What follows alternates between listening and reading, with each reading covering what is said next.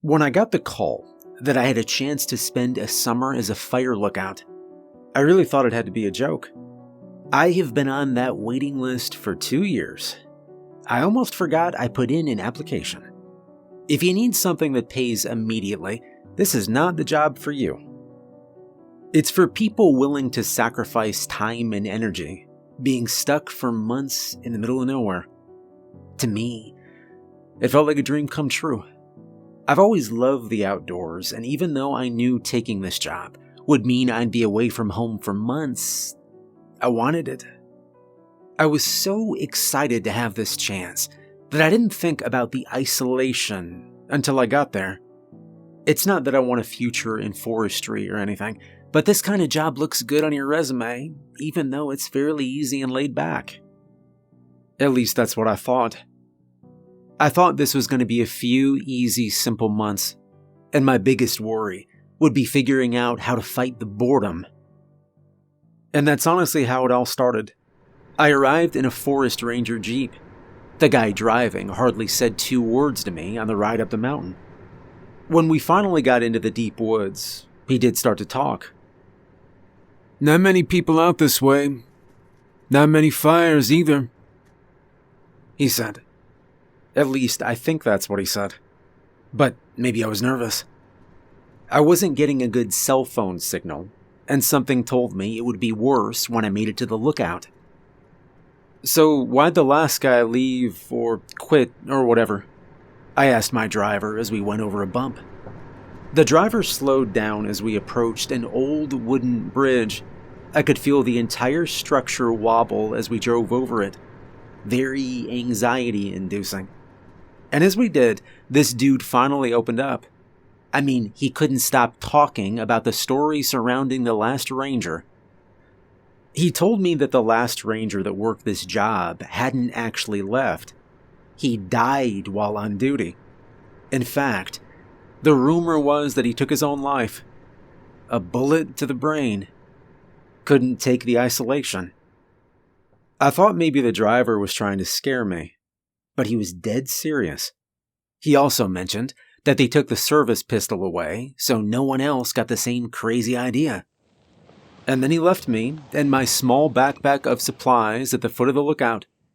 No fanfare or even a horn honk. For the next few months, I was going to be completely alone. So what did I bring? Honestly, a lot less than I should have. I had my chargers, my phone, my flashlight, and a few good books. These were my basics.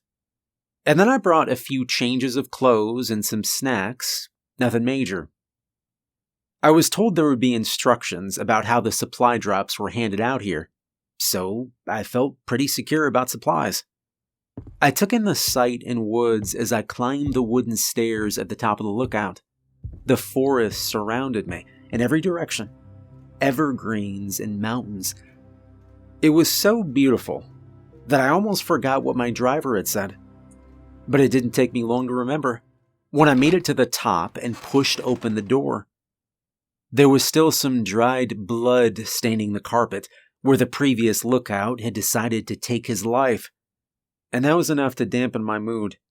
So I focused on trying to make this place home.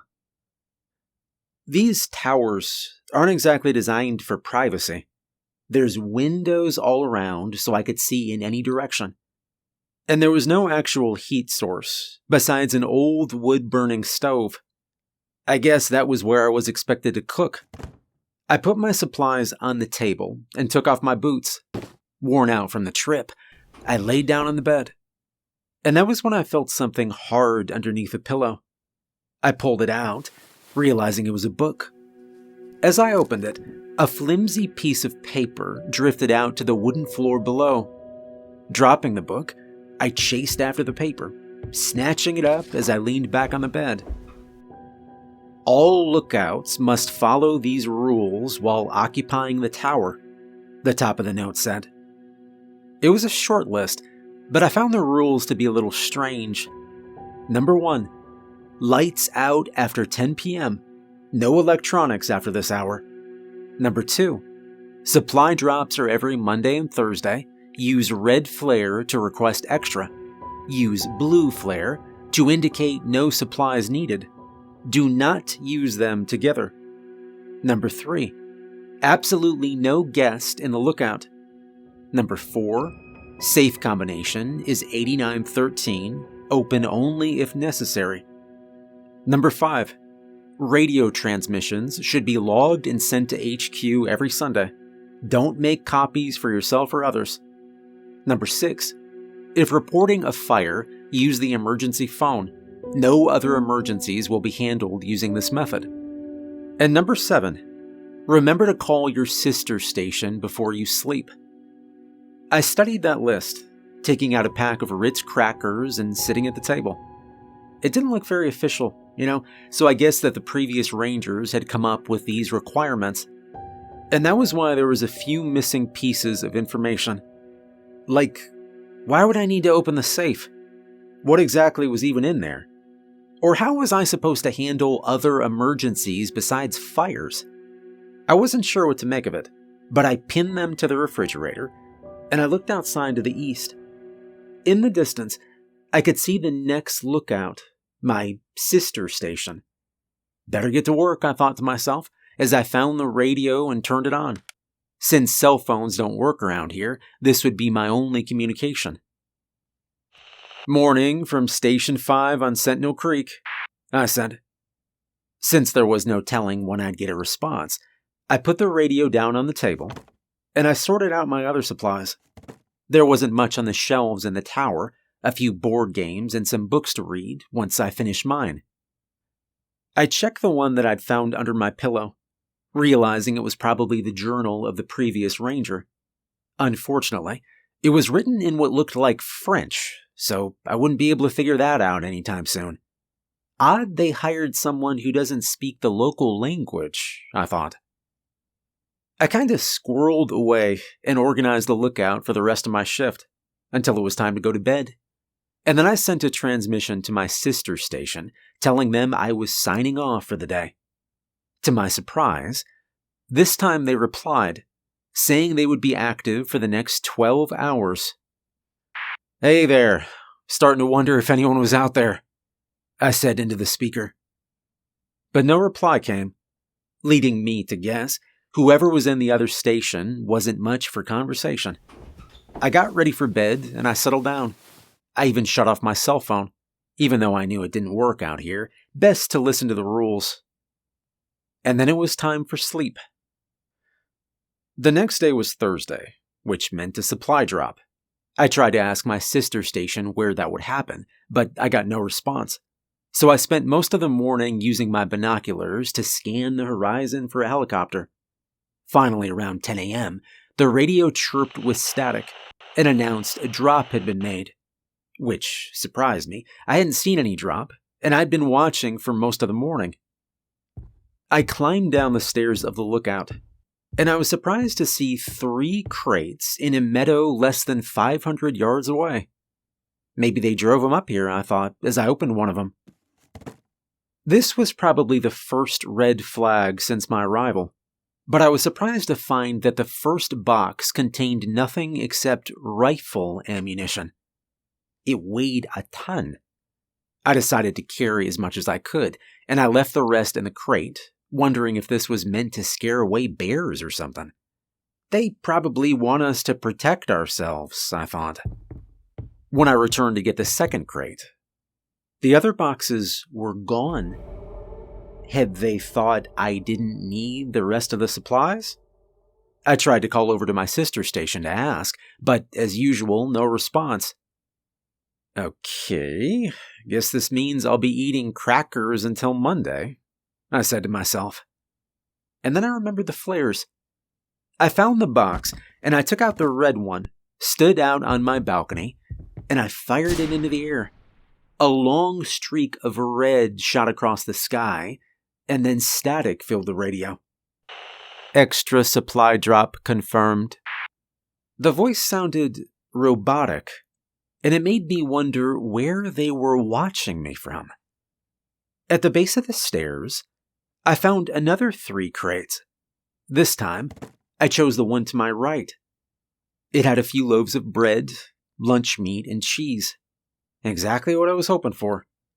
I couldn't take it all with me, and just like before, when I came back, the crates were gone. Checking the red flares, I counted that I had 6 altogether. I'll ask for more supplies another day, I thought to myself as I prepared my lunch. I was already starting to feel the loneliness of this place. The strangeness I'd seen so far was not enough to cause alarm, though. And so, when I signed off that night, I told myself that it was just another quirk of the job. Over the first week, I settled into a very simple routine. Every day kind of just blended into the next. I finished my first book by the middle of the week, and I was honestly starting to get cabin fever. Contact with the other station was about the same. I never heard more than 2 words from him when I signed off for the night, and he never checked on me. I began to wonder whether anyone was over there at all. After all, the ranger that brought me up here hadn't said anything about a sister station or rules. What if the previous lookout had made those rules just to mess with me? Of course, I also didn't know for sure who wrote the rules, but so far I followed them. I almost opened the safe on Friday just out of curiosity, but something told me that was a really bad idea. I didn't start to feel uneasy until I was almost finished with my second week, when I realized that I hadn't received a single radio transmission. And then on Sunday, I got a request from HQ to turn in all necessary communications. I mean, was I supposed to trek over to the sister station and pick up theirs? I had nothing better to do, so I grabbed my gear and started to hike towards the West Rise.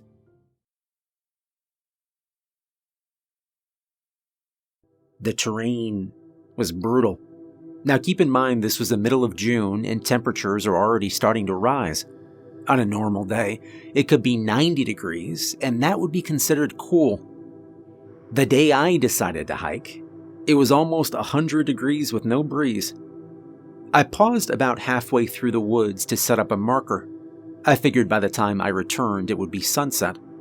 I was kinda hoping that whoever was stationed at the Western Rise might offer a drink or two and we could kinda shoot the shit, you know? I was kinda desperate for some sort of human contact.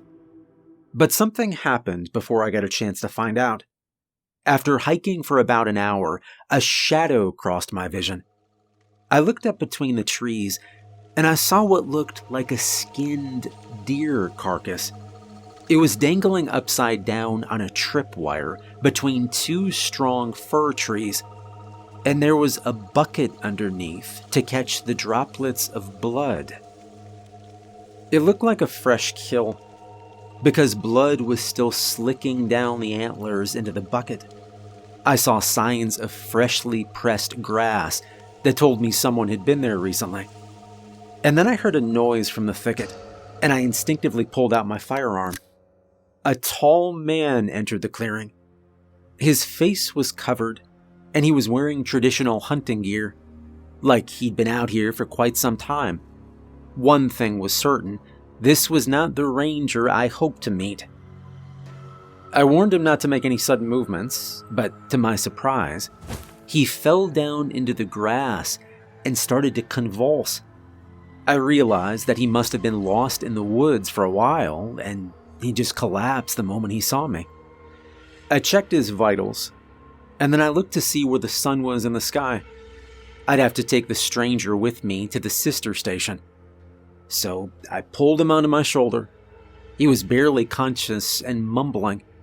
I couldn't understand a single word he said. It sounded like French or maybe Russian. I decided not to worry about it, and I focused on the trail ahead. The stranger was heavy, and I was exhausted already. The added weight wasn't making my hike any easier, and the sun was starting to set. And when I finally reached the clearing by the station, I was confused. It looked identical to my own. I laid the stranger at the foot of the stairs, and I ran up, calling out to the ranger. When I got to the top, I discovered the lookout was empty. and it was an exact replica of my own. Now look, I know that sounds crazy, but I've been at this place for almost a month. I have had nothing to do but memorize every single detail. And this was like looking in a mirror. I stepped towards the balcony, and I looked towards the rise. The surrounding forest looked familiar too, as if I'd somehow gone in circles. This wasn't possible. I have a really good sense of direction, actually. I never get lost. I sighed in frustration, and I reached for the radio to send out a transmission. "This is Sentient Peak. I'm reporting a hunter down near the lookout tower. Please send rescue crews immediately," I told them. But there was no response at all. I went back down to the base of the lookout to see how the stranger was doing, and he was gone. I became immediately super alert of everything around me. Something was very wrong about this place. I'd felt it since arriving, but now I was certain of it. I went back to the lookout, and I sent out an SOS, and then I went to the red phone and attempted to dial headquarters. This wasn't a fire, but it was an emergency. And all I got was static. I've never felt uncomfortable in the woods, but this really put me on edge. I was alone here. The sun was setting, and the stranger had disappeared. Even though I didn't want to, I knew I needed rest. I put one of the chairs against the door as a blockade, and I slept in an old leatherback recliner. The night was empty and silent. The next day, my unease grew to a boiling point. I tried to survey and map the area, but it was no use. I would go out as far as I could, mark the trees, and then return to the lookout. But when I went back to find those same marks, they were always gone. The only time I ever saw signs of life were the supply drops and the occasional dead deer. By the end of the week, I knew that I was trapped here, but I didn't know why. This place was experiencing something very supernatural. Of that, I was sure. Every day was identical to the last. It was a Groundhog Day effect. It made me wonder how the supply drops even worked. If this was some kind of time loop, these supplies don't fit into the equation. And so I focused on the rules. The strange list I was supposed to follow. I've already used the red phone and nothing bad happened. Maybe it was time to break the other rules. So I used the code for the safe to see what was inside. And I don't know what I was expecting, but a VHS tape was not high on my list. I looked around the cabin, and I found an old rabbit ears TV with a VCR built-in. I connected it, and I put the tape in. And I found myself staring at a recording of myself. Except that this version of me had been here for much, much longer. As I listened to the words on the tape, my gut dropped and my heart raced. "It's been 3 years, 2 months, and 17 days since I took up the position as a lookout here on the peak. I have exhausted all means of escape except for this.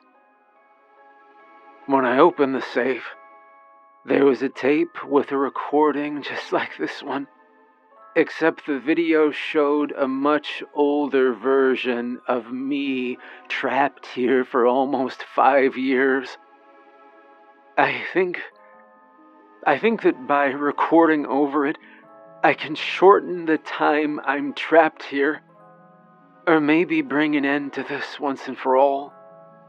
When I finish this recording, I'll be taking all my supplies and heading into the woods as far as I can make it. I hope that when you see this, it'll help you." Good luck, the recording said. It ended right there, and it spit the tape out. My mouth felt dry as I looked towards the horizon, and I considered the implications. I think it meant that the people who run this place were behind my entrapment. I tried to radio HQ again. This time I left a different message. This is Station 5. I'm signing off permanently from this location and setting this tower on fire. You heard me. I'm not going to be your lab rat anymore. I am turning this place to ash, I said into the receiver. And as usual, there was no response. Frustrated by the silence, I pushed over furniture and I piled up books. And then I started a fire, and I kept it going full power until I was sure it would spread. Grabbing my things along with a diary and the flare guns, I left the lookout with the smell of smoke behind me. I didn't look back to watch the place burn, and I'm honestly not sure how long I traveled until I found another dead deer. I set my gear down, and I waited for the stranger. He was a part of this, I knew it. I wasn't sure if the strange poacher was another version of myself or not, but I thought maybe he'd have answers. I kept my gun ready, and I waited for his arrival. It was nearly midnight when he finally came. This time, he didn't seem surprised to find me. Sit down, I ordered. He complied, and I ordered him to take off his mask so I could see his face. And when he did, it was just some young kid I'd never met. Disappointed, I started asking questions. How long he'd been here, what this time loop was, and who was behind it all. And he began to speak in a different language, and I realized who he was. You wrote the rules, I said. And I took out the diary and I tossed it to him, demanding a translation. But all he did was babble in a foreign language. And then I don't know what came over me. It was like my anger and frustration grew to such a point that I aimed the gun and I fired without even thinking. The stranger looked down at the blood gushing from his chest, and to my surprise, he smiled. He said something else, and if I had to wager a guess, I think he was saying thank you. He fell to the ground as I watched in abject horror, wondering if I just shot an innocent man. The only thing I could do now was use the flare guns, and this time I fired 3 red flares. The stupid rules had never helped me the whole time I was here, I thought. Nothing happened at first, and then I heard the sound of a helicopter rotor. I looked up, and I saw it approaching with a spotlight on me. I probably looked like a mountain man, but I didn't care. I waved my arms frantically until they landed. And as soon as I saw the people inside, my excitement turned to anger as I realized they'd been monitoring everything. I aimed my gun at them, and I ordered them to let me aboard. The men let me in, and also picked up the corpse of the stranger, checking a tattoo on his side, which had the Roman numeral 12 on it. And as we lifted off, they asked me a simple question that I hadn't even stopped to think about. Why did you break the rules? I took a moment to stare down at the fiery remains of Sentinel Peak. I was desperate, I said. I needed out. It was the only thing I had left. They just nodded, and they said an update over the radio. We have Subject 13 on board, they said. And before I could ask what that meant, I felt the sharp sting in my neck. and the world went black. I woke up in a military hospital, and the ranger that first recruited me brought me a hefty paycheck and a waiver I was told to sign, which, I assume, was meant to buy my silence. I had so many questions, and I needed answers. I was your guinea pig for almost 2 months. I deserved to know the truth, I said. He thought it over, and then he offered me something else. Instead of answers, a job. He told me that the only way to find the truth would be to go back to the lookout and agree to the experiment. My hands were shaking, but I signed the agreement. I know this is a mistake, but I feel drawn to this place. It's like I'm trapped there. It's the only time I've ever felt a part of something beyond my understanding. I am scared to return, if I'm being honest. But part of me also thinks that I never left.